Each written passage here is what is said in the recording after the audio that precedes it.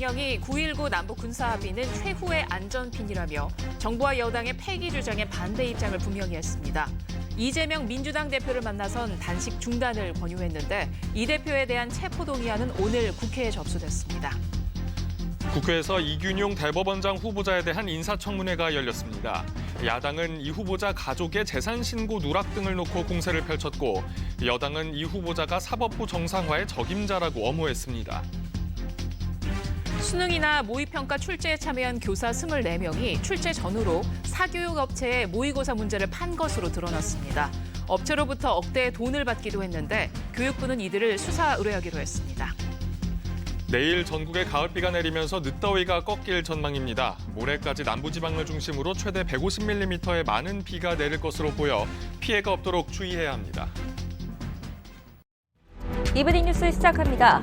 윤석열 대통령이 민주당 이재명 대표의 체포동의안 요구서를 제거했습니다. 모레 본회의에서 표결이 전망되는데 민주당은 반발 기류 속에 표결을 놓고 고심하고 있습니다. 퇴임 후 처음 서울을 찾은 문재인 전 대통령이 병원에 입원 중인 이재명 대표를 방문했습니다. 20일째 이어가고 있는 단식 중단을 권유하고 격려했습니다. 돈을 받고 대형 입시학원 등의 문제를 판매한 현직 교사 가운데 24명은 실제 수능이나 모의평가 출제에도 참여했던 것으로 드러났습니다.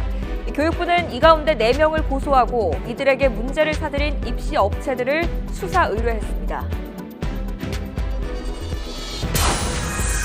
정부가 내년부터 생계급여 산정 기준을 3년 동안 단계적으로 완화합니다. 오는 2026년에는 대상자를 현재보다 21만 명 많은 180만 명까지 늘려서 빈곤 사각지대를 줄인다는 계획입니다.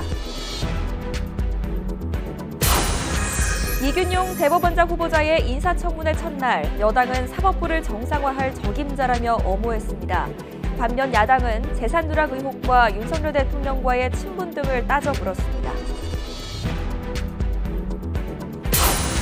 내일부터 이틀 동안 전국에 다시 가을비가 내립니다. 특히 경남 남해안에는 최고 150mm 이상, 전남 남해안과 동해안에도 120mm가 넘는 폭우가 예상돼 대비가 필요합니다.